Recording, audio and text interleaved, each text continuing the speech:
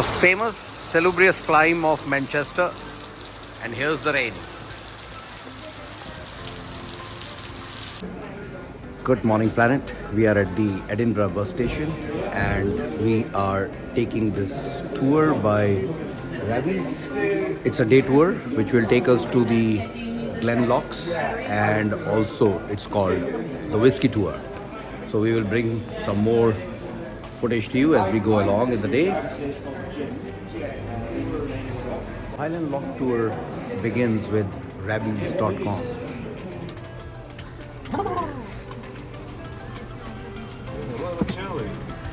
And here is Owen, who's going to drive us today for the Highland Locks and Glen Tour. Scotland, you just have to live with it. I'm only joking. Right, I want this one. I want to take this off. Because with this on, people can see me. And I don't like people seeing me. Invisible wearing my ring. Okay, good morning to you folks. My name is Owen. It's genuinely written down on this piece of paper to remind me daily as to what my name is. Yes, if you've got any questions at all throughout the course of the day, please let me know. Alright. Before we leave, I do need to very quickly go through a safety kind of briefing thing. I've just realised why. It's just a very quick safety demonstration just so that we can get ourselves out of here. Number one, it is the law in Scotland that where a seatbelt is provided, it must be worn on a vehicle. So just make sure everyone is nicely belted up for the entire day while we're travelling around, and trust me, with the way in which I drive, you're really going to appreciate those seatbelts. I may be joking, I may not be joking, who knows? But I want the seat This is the travel sickness seat. There's a couple of little bits that can get a little bit hairy, but it depends on how late we're running.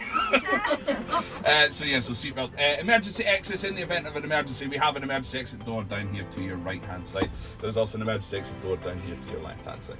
That one causes a bit of a problem, because if we have an accident, something's probably happened to me. Shifting me out the way with this big thing is not going to be conducive. So if we can, use that one.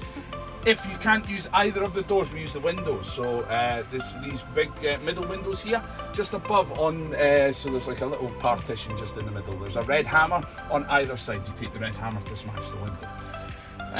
Because of course we're doing so we call this the H-lag for obvious reasons. Highlands, Locks and Glens. This locks bit, right? So with this locks bit, if I decide to make this an underwater excursion, it'll escape through the roof. Oh my. That's what that little hatch thing there is for. It's not for making it cold in here, which it obviously has done. So yeah, we use the hatch. There's another bigger and meaner red hammer on there. There is a fire extinguisher on board that is underneath my seat. It does nothing except cause me extreme amounts of pain when I accidentally kick it about 5 times a day. If the bus catches fire, we're going to run. That's going to stay exactly where it is. Because it's only that size, it's not going to put out fire. Well, it might, if it's like a very small campfire. First aid kit is located inside of the door down here as well. The first aid kit's, of course, if you hurt yourself. There are very, very few things that I ask you not to do over the course of the day, but the first one I ask you not to do, don't hurt yourself. It's way too much paperwork at the end of the day, and it's just... And, to be honest, I know how to use about 3 things in the box, so, yeah. Apart from that, we can learn everything else as we go. Are there any questions just now? Apart from, do I slow down? The answer to that is no. The answer to that is no. We're all good? Good. We're all good to go? Good to go. Smashing. We are leaving well in time with Owen, and after that wonderful commentary about his bus and the tour and the safety precautions. Too quickly for this. We are going to enjoy this day today, ladies and gentlemen, with some fine crowds sitting with us here. And that might all, and with the fact that you're here in Edinburgh, the chances are that you'll go around and find out some little bits and bobs about the city anyway. Along a street called Prince's Street, and then heading off down New Queen's Ferry, over the bridges. There's usually a map here, but as you can see, it's underwater. It sank overnight. I don't know what happened to the map. But so this little, there's a sign just in front of me here that says James Craig Walk. Now James Craig, he's the man that built, or designed, sorry, the new town of Edinburgh. Now the reason down there, so the Royal Mile itself is called the Royal Mile. It's not its real name. The street actually has many different names. So the Royal Mile is like a nickname or essentially a tourist name for it. Royal because that's a royal residence at the top, that's Edinburgh Castle, and a royal residence at the bottom, which is Holyrood Palace, down at the bottom of the hill. In between hand, there is roughly 1 mile worth of road. So Royal Mile. But the Royal Mile is actually 1.1 miles long. So it's actually longer than a mile. What is this person doing? You're going the wrong way.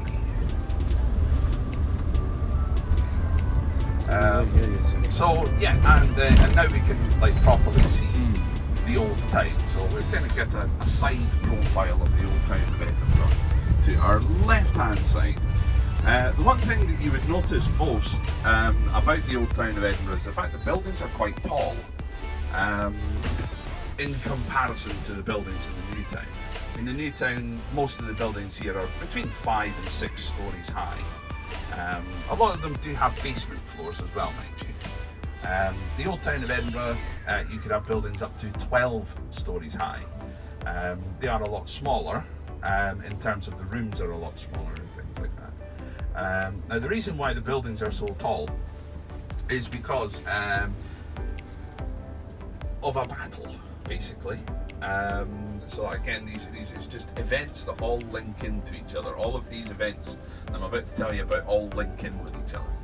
So we had a king, a guy called James IV. James IV thought, you know what guys, do you know what would be a fantastic idea? Let's go down to England, let's invade England, we are going to take over England. No James, you're not, and you're going to die in the process. So James IV went down, what had to pay. So you had to pay like a toll or a tax in order to leave the city. You then also had to pay a toll or a tax to get back into the city later on as well, which is not ideal. Especially if you don't have the money in order to do that. So for a lot of people, where that pub is was the end of their world, because they never saw the other side of those walls for the 30 or 40 years that they lived there, because that was roughly the life expectancy at that time, 30, 40 years old. So for them that was the end of the world, so the World's End pub really kind of pays attention to the kind of history of it all.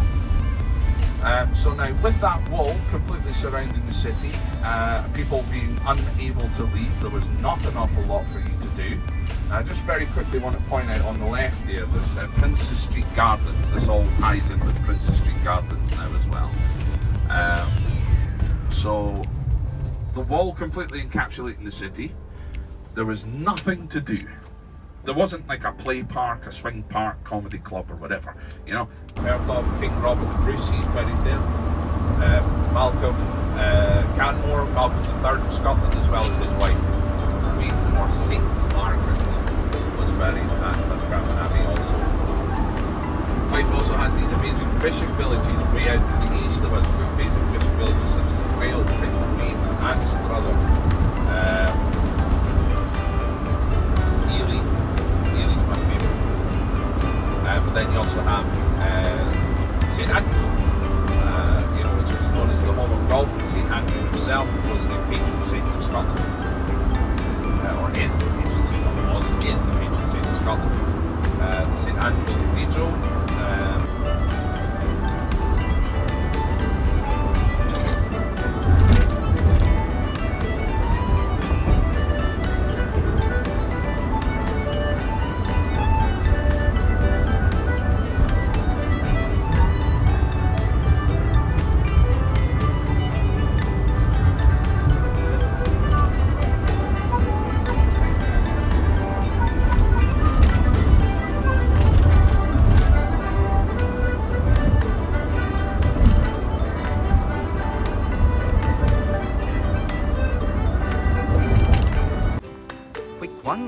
come to a village called Dunkeld. The bus has taken the first stop.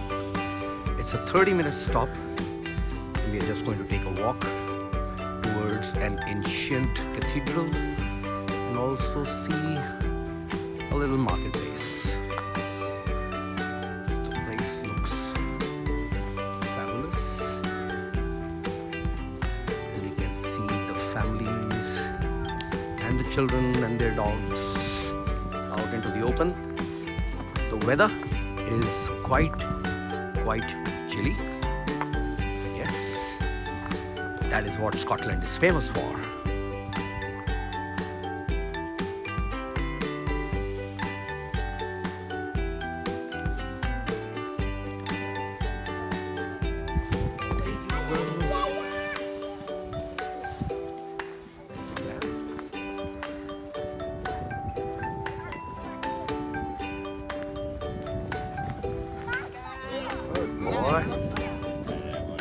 Good morning.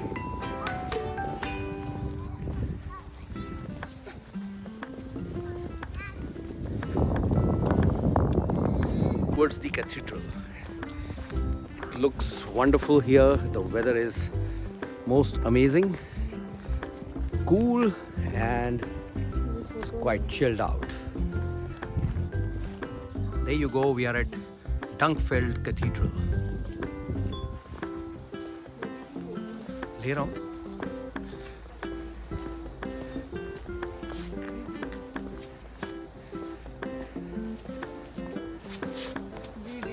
It's all video.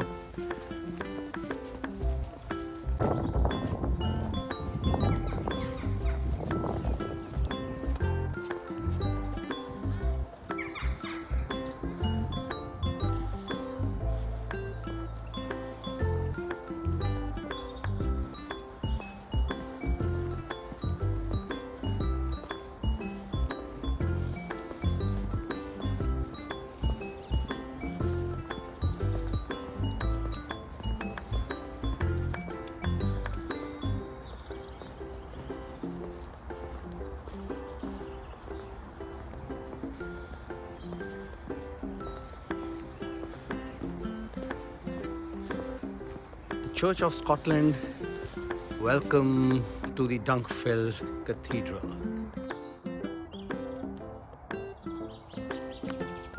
We are on the banks of River Tye. This is just next to the Dunkeld Cathedral. It's a wonderful and beautiful blue river, very famous for salmon fishing, though as our guide told us, there may not be much of salmon in the river now, but because this is not the season. But look at the clean flowing water, and here are the wonderful grasslands, and as they climb all the way into this ancient cathedral, which you can see behind these trees. For a walk into the village market. Let's see what we've got in there. See the wonderful cathedral right behind us, and we are crossing some nice houses on a wonderful street.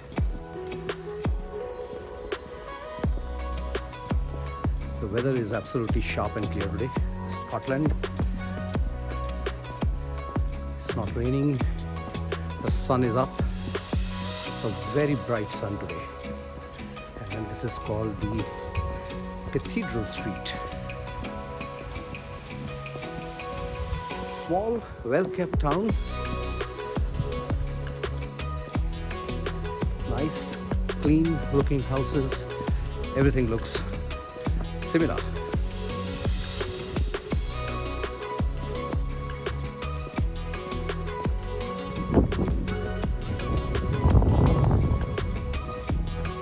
We are enjoying this walk. We have 20 more minutes before the tour bus begins the journey towards the next destination. We'll grab a cup of coffee, and Scotland is a place where Harry Potter was shot or rather written. So we have some very nice stories around it. And here is something which I want to show you.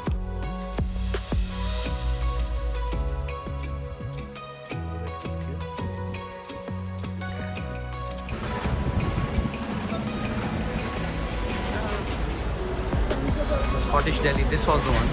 This one? Yeah, you want to go inside?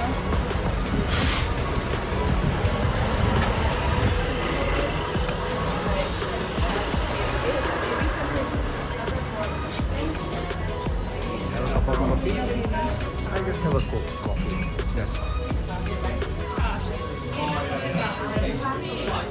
What do you want to have?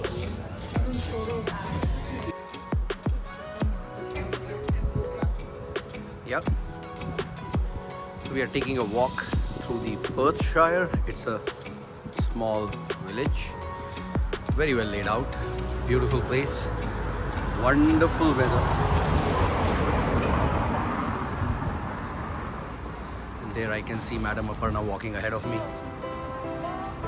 We can fast 10:55 and the return journey, or rather the journey ahead of this part starts for us. Where you feel lost in your shadow.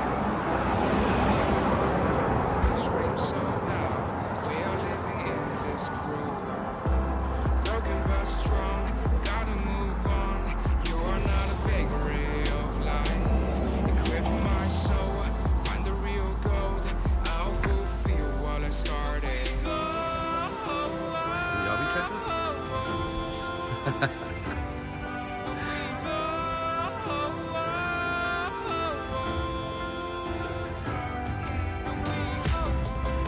Here we are. This is where our bus is parked. A lot of Rabbies.com buses here. Ours is here, 10:55. Door is open. Yeah. And we are all set to board. Thank you. Rock and roll.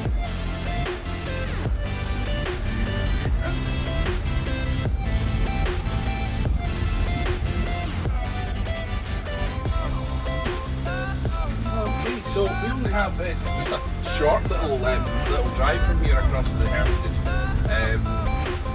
So in theory it should only take 5 minutes. But the junction getting onto the main road can take up to 15 minutes. So that's my record is waiting 10 minutes to get out. We've reached a place called the Hermitage and we are following Owen, our guide for the day, and see what is there in Hermitage. Again on the banks of a beautiful blue river.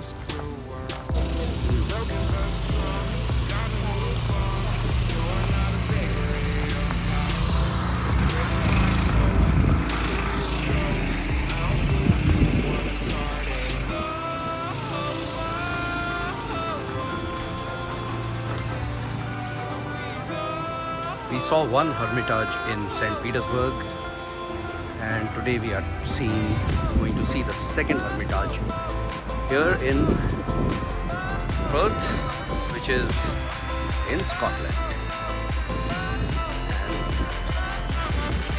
the lady takes the lead, me, because I'm holding the camera.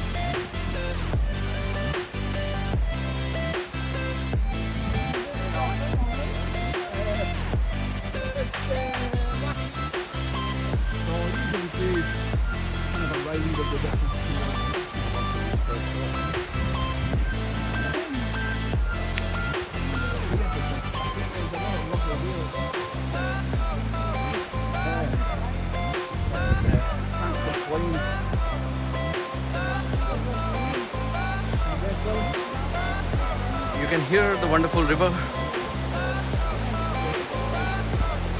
Flowing.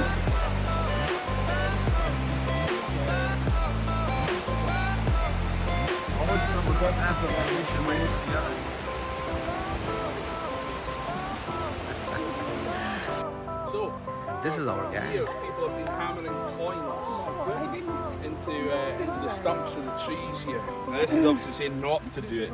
The reason why you don't do it is because when birds come down, they'll peck away at them. A lot of these coins are copper, so you give them copper poisoning, but also they'll break their beaks and stuff like that as well, which is not, of course, ideal. But you see this kind of all around the Hermitage here. There's another place up near kind of the end of the path that we'll take.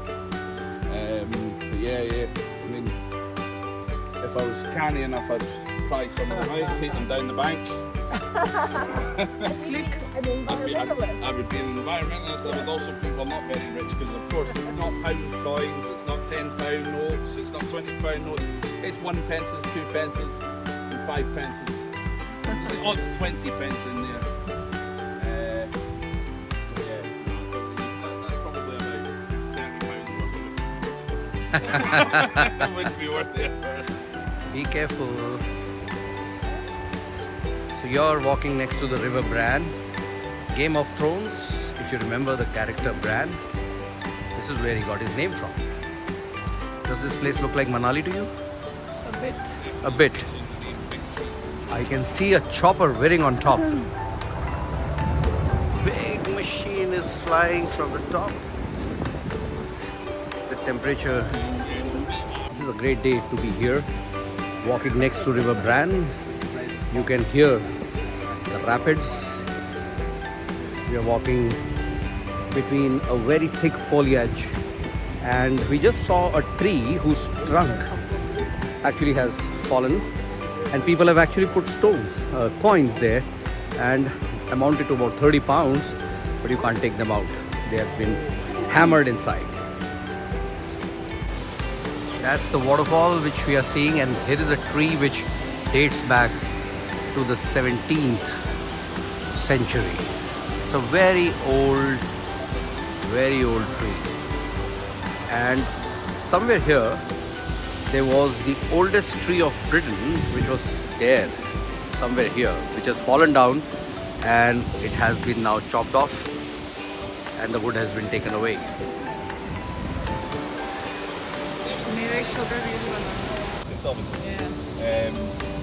So on the kilts without any pockets on them, so you can actually keep your rations and things. So you keep like porridge oats and things. So you just take a scoop of porridge oats out, put them in your little bowl, mix them up with some water, and then you have your dinner.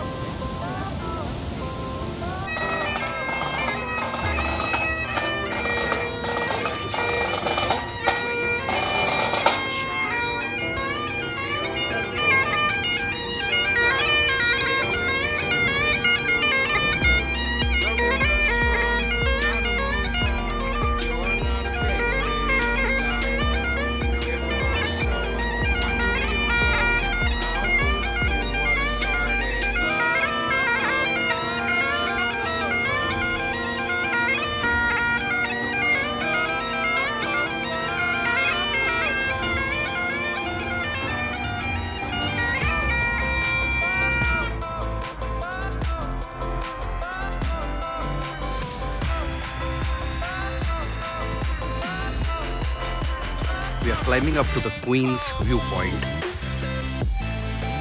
in Scotland. This is the place where Queen Victoria would come to have a view. We are at Queen's Viewpoint. It's a high spot here in Scotland. And you can see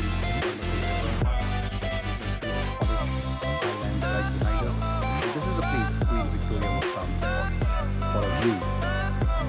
A famous view which she really loved to see. Amazingly beautiful.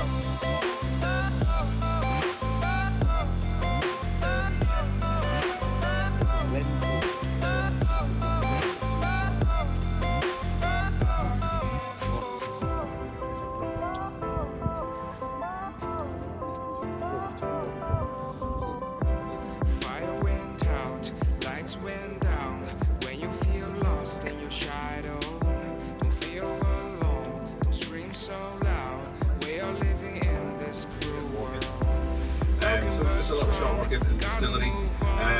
what I'll do is when we get there is I'll just quickly remind, you'll probably already remember, but I'll just give a little reminder as to who has pre-booked their tickets.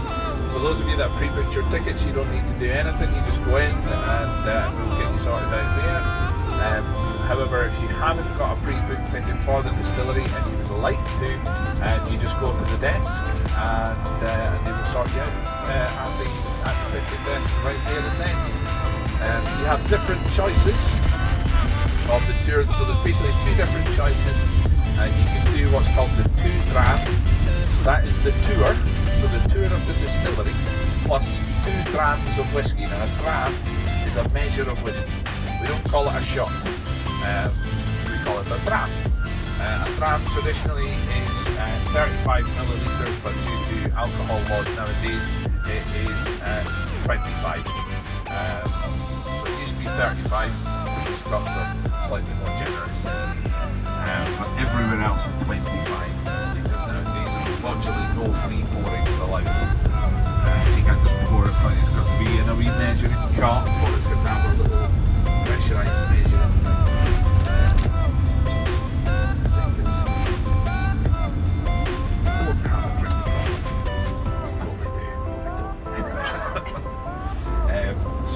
So 2 drams, so you get the tour plus 2 drams of whiskey. Now that's like 2 different whiskies as well, it's not 2 of exactly the same.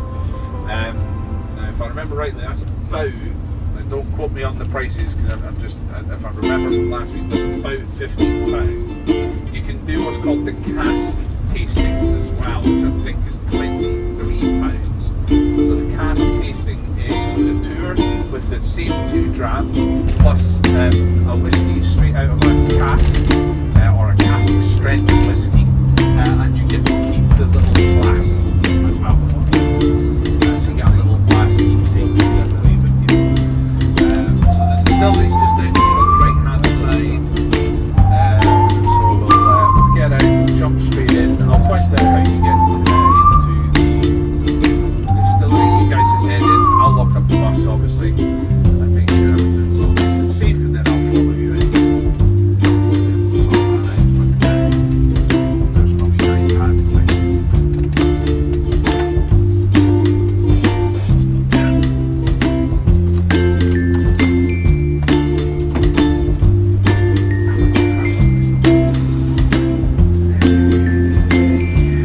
So the entrance to the distillery where we're heading to is just over there on the left where it says Hold Yours.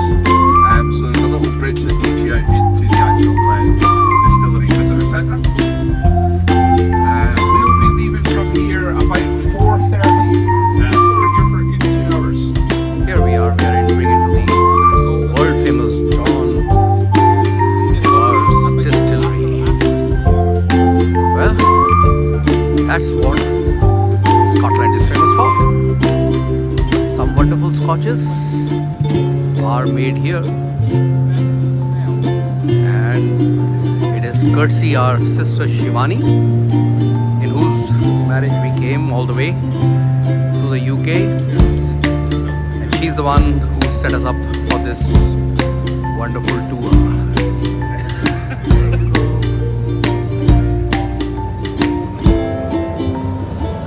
इस प्रकार से दिखती है John देवार एबरफील्ड distillery.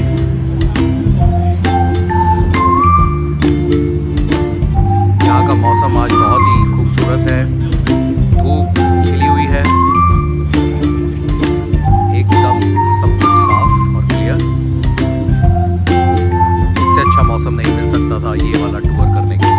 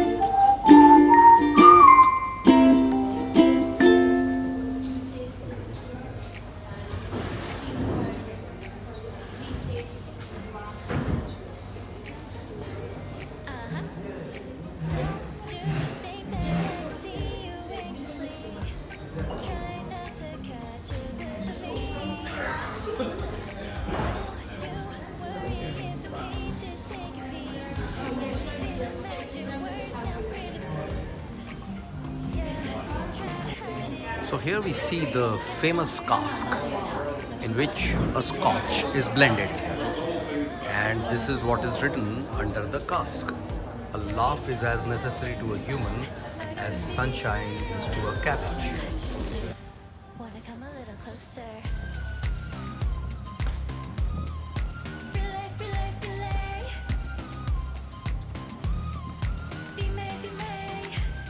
Those lips in your eyes, I'll trade it with mine. Is now or never. I'm tired of guessing, so don't you wanna come a little closer? Why are you playing cool? Just tell me what you're gonna do, boy. Take my hands, draw me close. That's when you'll hear me feeling in the most. I see the trembling, maybe come and take a dose. I might change my mind, you better hurry up. Try to hide it, and I'm kinda curious. So let your feelings out, stop playing dumb.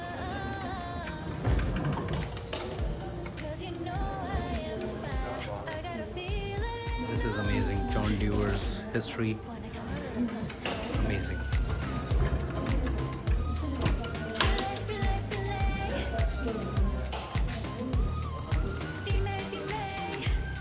Those lips in your eyes, I'll trade it with mine. Is now or never. I'm tired of guessing, so don't you wanna come a little closer? Come over to my side and take me for a ride. We'll live and talk, we'll scream and shout throughout the night. 'Cause you know I am fire, I got a feeling. Don't you wanna come a little closer?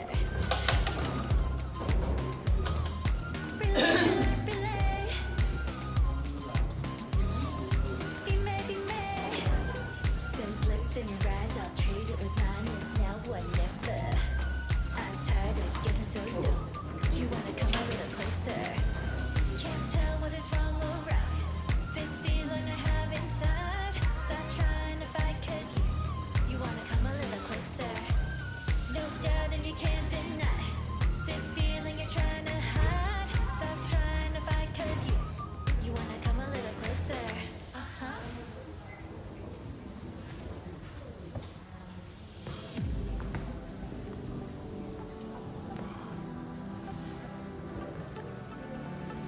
I think this wall is going to excite a lot of whiskey lovers. There's a great deal of history inside Dewar's. 1893, they got their royal decree, which is still with them. They are the official suppliers of scotch to the royal family.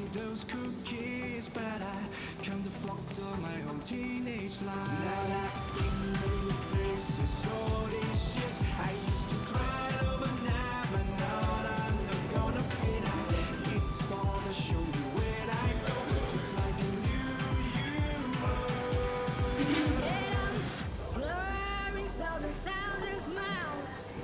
Oh, we're coming home tonight. Never know how to express your The time I've been talking to you, I haven't really mentioned the word Scotch whisky. And there's a very good thing, a good reason for this. The reason is, what you have seen being produced is a malt whisky. And it doesn't become Scotch whisky until it conforms to 4 criteria. The first criteria, it has to be distilled in Scotland. The second criteria, it has to be distilled twice in Scotland. The third criteria, it has to be matured for a minimum period of 3 years. And the fourth criteria, it has to be matured in oak casks. So the type of cask that we use, some examples are here. On the left-hand side, you have a 200-litre American white oak ex-bourbon. Now, the bourbon industry in America can only use casks once, and then they have to get rid of them. And so they usually sell them on to the whiskey industry throughout the world. So it's about 200. But our favourite is 250-litre hogshead. You can see that this cask is similar to this one. That's our favourite. And but they're not the only ones. We also use Spanish cherry card. And one at the back is European red oak, holds about 5 seconds. So because in the old days, all the casks were laid on the sides. Nowadays, they are put on pallets, and then pallets are stacked on top of each other, 7 high.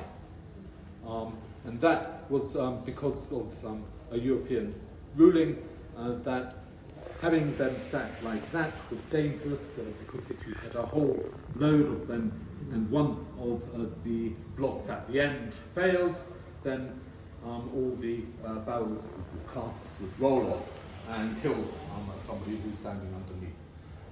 So it's all now done on pallets. And having seen them, I think, well, what happens if they fall? Because they look so unsafe. Anyhow, that's how they are all stacked nowadays. But you'll see from the casks that they're all held together by an iron band. Nothing else is used, no glue, no nails or anything like that, just the iron band. And because of temperatures different during summer and winter, the casks will contract and expand. Take another sip, and you should be able to taste much more of the flavour of that whiskey. So those of you with the lanyards, if you'd like to come up and get your glass, and then don't I have, will no? attempt to नहीं पीना है क्या? नहीं मेरा तो है नहीं ना then अभी have tasting. What's your favourite, the blend or the single malt? You want a video or photo? Photo. Yours. Don't forget that belongs to you now, and you'll find that on the table you'll have a little box to put that in. No problems. If I get some on your hands, please accept my apologies, but just lick it off, it's an added bonus. No problem.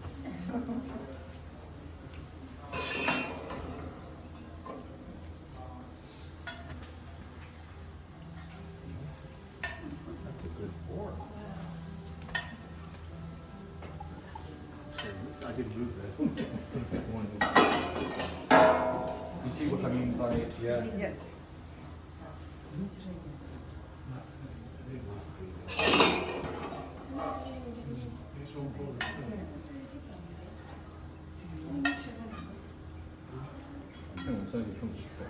That's about it. Anybody else? Cheers, Al. Cheers to the retirement. Right. Now, enjoy. With me, I was born long time ago, but when I was young, in 1972-73, go to a party. Whiskey was very expensive, and it was a cost to buy a little nip of whiskey in those days was the same price as a gallon of petrol. So I used to drink beer, but if I went to a party, all the whiskies were blended whiskies, and if somebody had bought a bottle, foolish enough to bring a bottle along, you'll get it and fill up your glass and knock it back as quickly as possible. And unfortunately, that is still with me to this day. So with blended whiskies, I tend to drink them much quicker. With malt whiskies, I savour them. I like to read a book or just savour that whiskey. 1, 2, 3.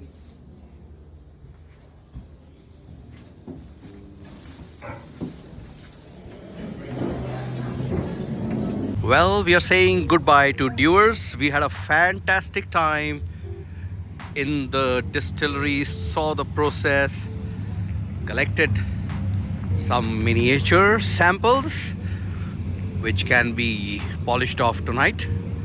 It was a day very well spent. The Scottish weather held up.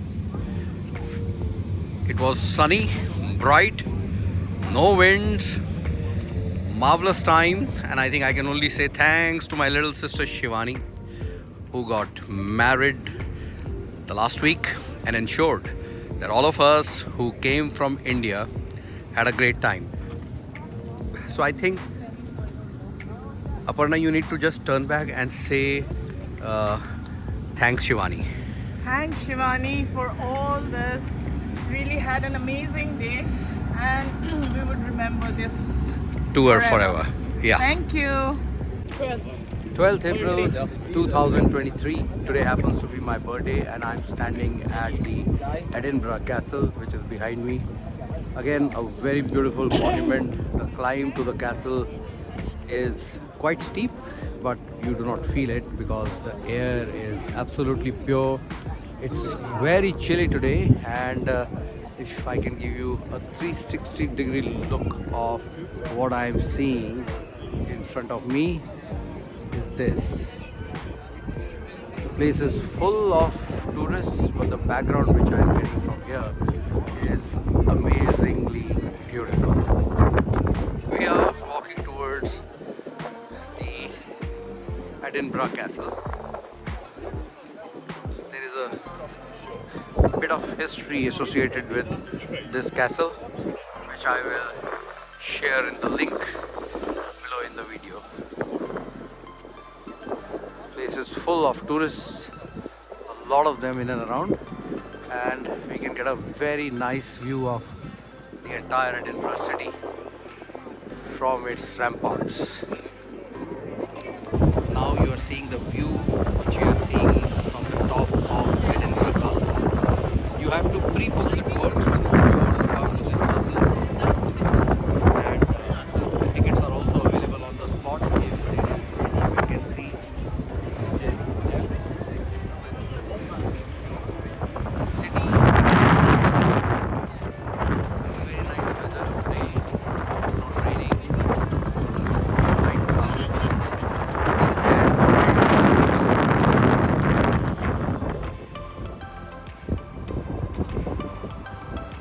here is Drinking Mountain Memorial, 95th Regiment of Foot Princess Louis Argyllshire Highlanders, paid off by the officers of the 19th when Queen Victoria became the regiment's colonel-in-chief. That is Drinking Fountain.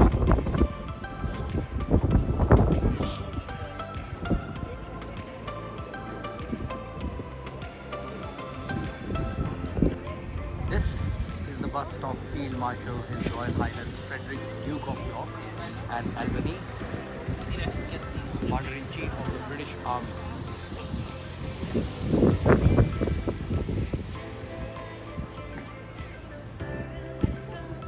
And here lies the ensign he wore, Royal North British Dragoons at Waterloo. As Sergeant in the Royal North British Dragoons, he captured the standard of the French 45th Regiment, from which the Eagle badge, now worn by the Royal Scots Greys, is derived.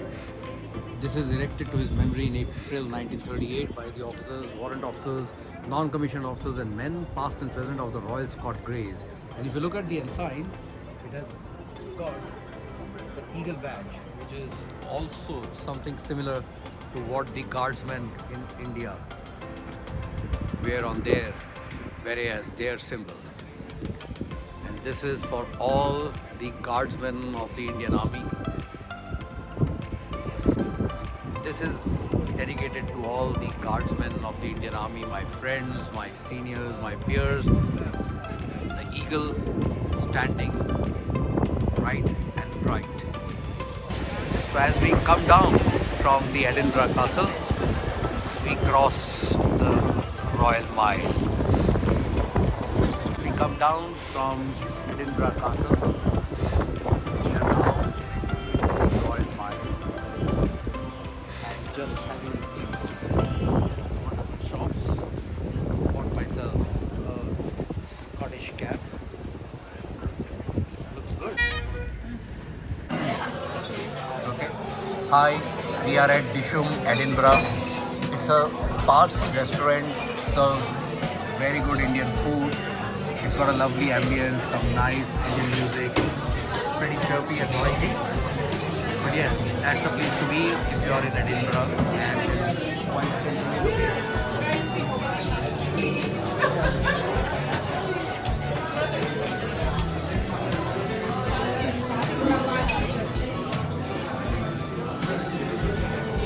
The food that we ordered today at Dishum, a biryani, a salan boti with some rumali roti on the side. The food and the drinks are amazing. I'm having Old Spark Citra single HOP. It's actually an ale. It's marvelous. And Aparna has been having a watermelon sharbat. Again, it's very nice. The food and the place is buzzing with people. Worth a place to check in, guys.